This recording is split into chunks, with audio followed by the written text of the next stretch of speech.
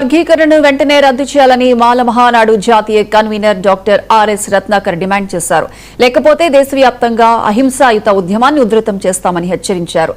సమన్యాయం పేరుతో ఎస్సీలపై కుట్ర జరుగుతోందని ఆరోపించారు. 1996 నుంచే తాము ఎస్సీ వర్గీకరణను వ్యతిరేకిస్తున్నామని స్పష్టం చేసిన ఆర్ఎస్ రత్నాకర్ తో మా senior correspondent Ramakrishna face to face. దేశవ్యాప్తంగా మాదికలను వర్గీకరించాలంటే ఒక పక్క ఉద్యమం పెద్ద ఎత్తున జరుగుతున్న నేపథ్యంలో ఎస్సీ రిజర్వేషన్ పూర్తిగా రద్దు చేయాలని చెప్పేసి కూడా డిమాండ్ చేస్తున్న పరిస్థితి. దీనికి సంబంధించి మనతో మాట్లాడడానికి జాతీయ కన్వీనర్ రత్నాకర్ మనతో ఉన్నారు. చెప్పండి, ఎస్సీ రిజర్వేషన్ అసలు ఎందుకు వద్దనుకుంటున్నారు? ఒక పక్కన ఎస్సీ రిజర్వేషన్ కావాలని గత అనేక సంవత్సరాలుగా మందకృష్ణ మాదిగతో పాటు అనేక మంది పోరాటాలు చేస్తున్నారు.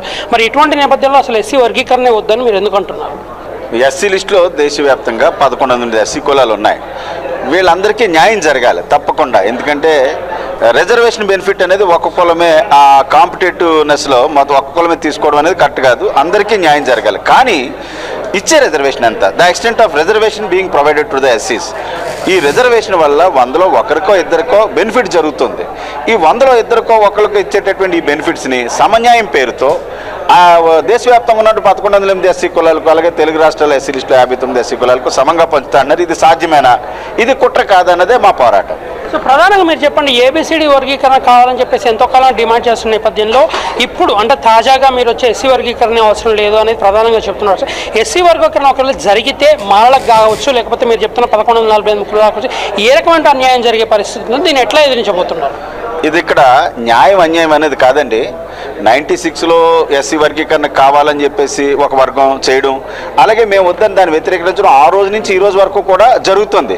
ఫస్ట్ టైం మీరు అన్నట్టుగా దేశంలో ఎక్కడా లేదు. First time Congress party Punjab and Haryana స్టేట్స్లో చేశారు. మళ్ళీ మొన్న ఈ వర్గీకరణ జడ్జిమెంట్ వచ్చిన తర్వాత చంద్రబాబు నాయుడు గారు, మన రేవంత్ రెడ్డి, అలాగే కర్ణాటకలో సిద్ధరామయ్య వీళ్ళందరూ చేశారు. పోరాటం అనేది అహింసాయుతంగా ఉంటుంది.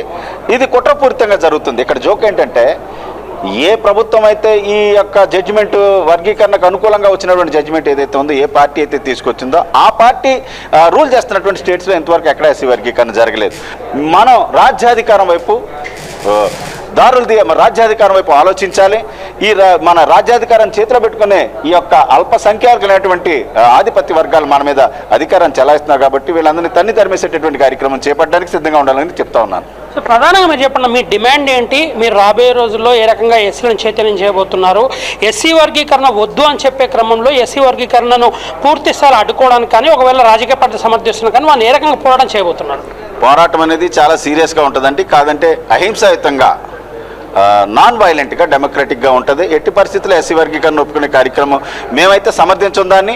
రెండోది ఏంటంటే, నిజంగా వాళ్ళు ఎస్సీ లిస్టు ఉండటం మిగతా ఎస్సీ కులాలను పైకి తీసుకురావాలనుకుంటే ఒక స్పెషల్ ఎకనామిక్ ప్యాకేజ్ ఇవ్వండి.